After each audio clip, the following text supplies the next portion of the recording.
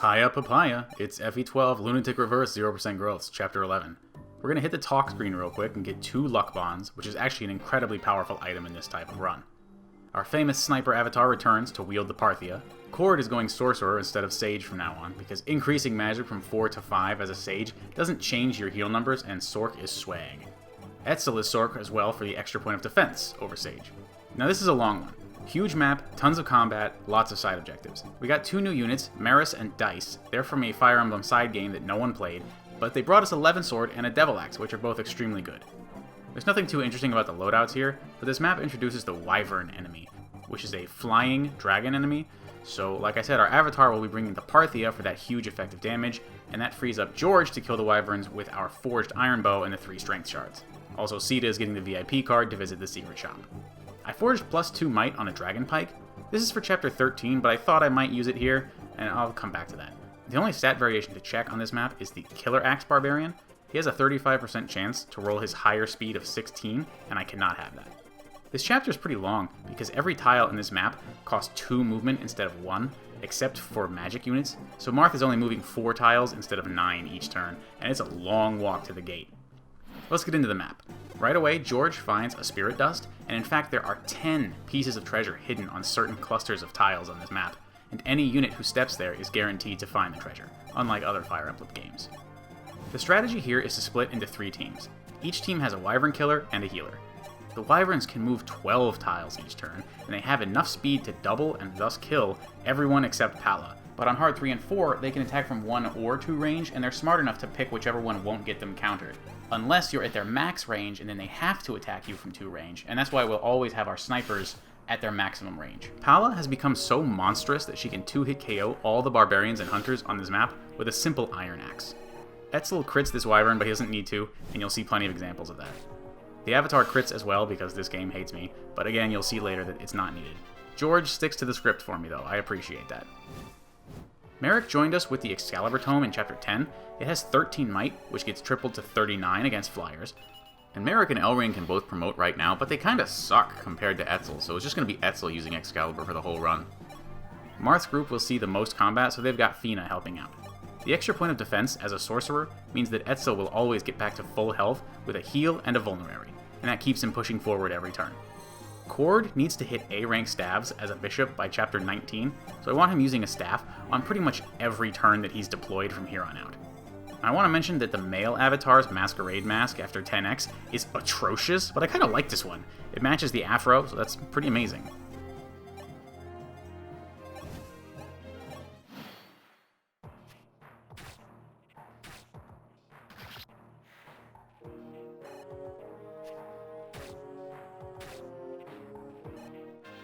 That chunky damage from Minerva's Hot Glare is good no matter what run you're doing.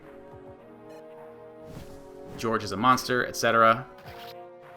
With the full reclassing unlocked, you could reclass George to Warrior for this, but I don't think it gives me any value. He doesn't need any more damage, so I'd rather take the extra defense from being a sniper. This Barbarian cleanup is a little sketchy. I need to kill at range to avoid the reversal, but these hit rates from Minerva and Sita aren't very inspiring. You can see the Avatar deals 58 base damage to this Wyvern, but she crits again anyway because FE12 hates me.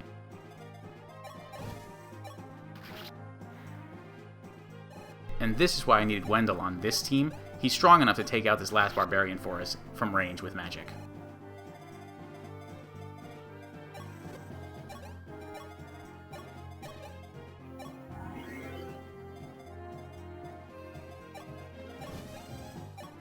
Pala, monster, etc.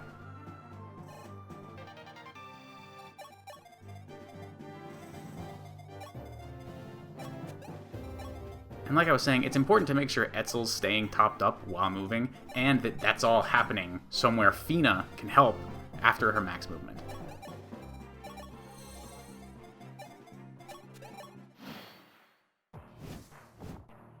George, monster, etc.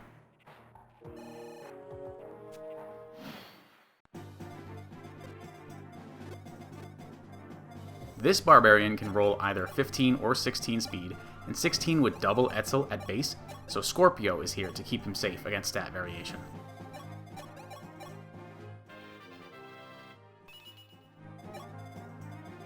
Pala, monster, etc.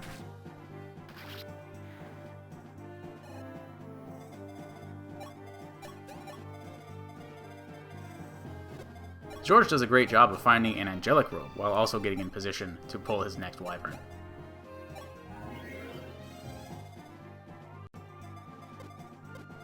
You can see the Avatar's team isn't quite in range for their next wyvern, and the next pack of barbarians to their northwest are guarded by a different wyvern, so that team is pretty low stress this turn, with nice big hit rates this time.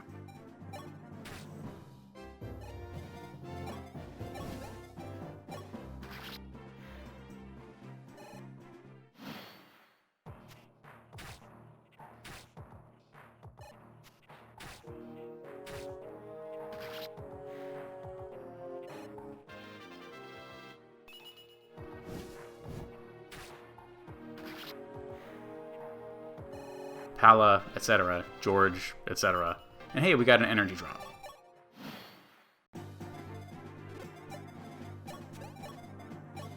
Gotta keep Cord Staff rank moving. And now our snipers get in position for the 2 wyverns guarding the last barbarian camp to the north, but our Draco Knights are still stuck waiting.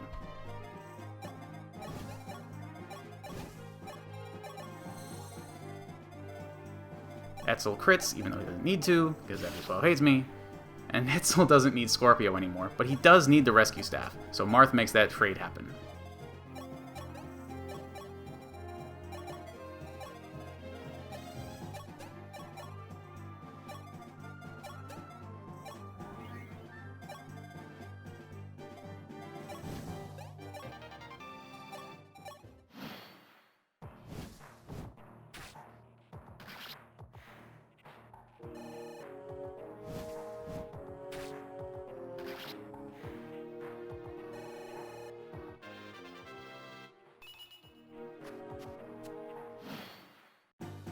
The enemies defending the gate have the recurring and annoying setting where you need to be in range of 2 of them, or attack one of them for them to be pulled. There are 2 wyverns and a Master Sword Swordmaster involved, so I don't see any solution but to drop a save tile, take out the Swordmaster with the Killer Lance, and rescue the fuck out.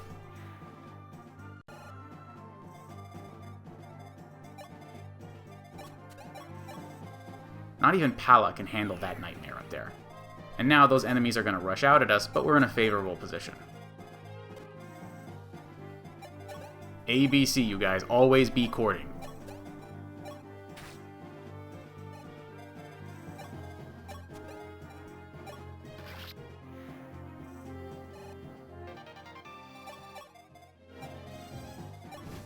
The Steel Bow and Thoron team up for a beautiful kill here, and our flyers clear out this backline hunter, including a low % crit from Sita because FE12 hates me. Now all that's left here is a Hand Axe Barbarian, and even with hyper-inflated Lunatic stats and Forging, that Hand Axe is still pretty pathetic, so George and Wendell will be fine. Now this was the perfect spot to rescue Pala, because Etzel can also kill a Wyvern on counter here.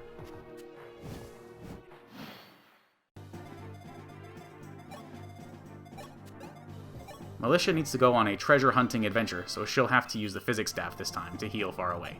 Same for Cord. ABC, baby, always be cording. George, monster, etc. Unnecessary crit, hate, etc. Wendell needs quite a bit of staff rank himself, and Minerva finds a secret book for us. The pickup zone for that secret book must be different from FE3 Book 2, because the image on the wiki is correct for every item except that one. Now Seed is going to recruit one of the most embarrassing pre-promotes in this game. I don't have anything to say about him, but she trades in the VIP card, and he can visit the secret shop nearby. This time we're only going to buy 1 Wormslayer and 2 Dragonpikes. Yeah, see, that mask looks pretty good, I'm not lying to you. Now this next Wyvern is why I thought I might use my Forged Dragonpike. Pala can one-shot this thing if it rolls its lowest defensive stats, but I didn't want to rely on that, so I ended up just using 2 physics and let Etzel do it. Pala flies up just out of range, but close enough to draw that hunter back over here, keeping him away from the rest of the group.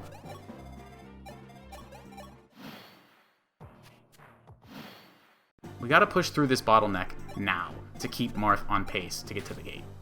Etzel and Minerva team up for the first kill.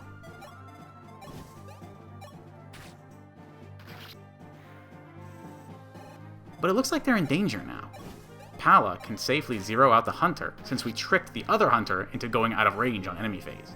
Now brave Prince Marth of Altea will protect Minerva and Etzel with his own life.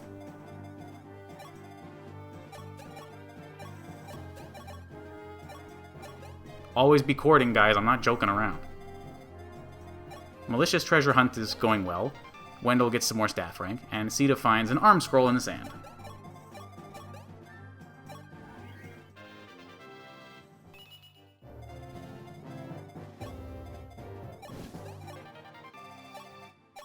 The Avatar with the cool mask drops a save for us because Marth's opponent has a killer axe, so we need to avoid a crit there, as well as avoiding recoil on Marth's Devil Sword. No crit, no recoil. And this is the fellow who we checked in preparations. Marth has 12 speed while holding Scorpio, so the enemy had to have 15 speed and not 16. Now Etzel cleans up for us. It may seem like I'm pretty gung-ho about throwing away Excalibur uses, but this route uses far less Excalibur than my Hard 3 run, which finished with 1 charge, I think. So Etzel can actually use Excalibur on every single attack in the whole run, and he won't run out, which is really nice. Always, always be courting. Blah blah treasure hunt, blah blah staff rank.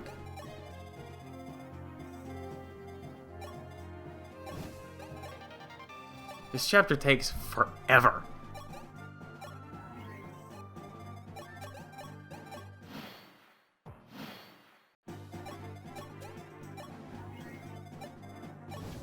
Minerva finds a well-hidden Elysian Whip, which I have never used before. Leave a comment if you've used an Elysian Whip in this game.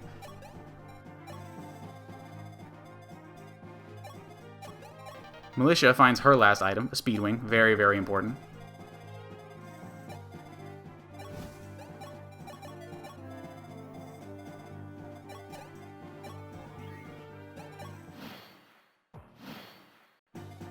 And now Etzel can finally kill the boss. This is an exact kill thanks to the Capricorn Shard. And we get a Wormslayer for our troubles, very nice. Is this the largest amount of loot in a desert chapter in the whole franchise? This chapter is just nuts with treasure. Now we're going to use the last save tile for our second routed crit of the chapter against another Swordmaster. And like 10x, Pala can eat that crit for breakfast. She wins a Master Sword and also finds another energy drop buried in the sand. That is officially all the treasure. Marth can finally get us out of here on turn 11, the same as I got in Vanilla Hard 3. Very, very nice. Finally, the Avatar explains to Marth that her mask is badass as shit. She's never ever taking it off. Chapter 12 is going to be a great one, so I'll see you there, and thanks for watching.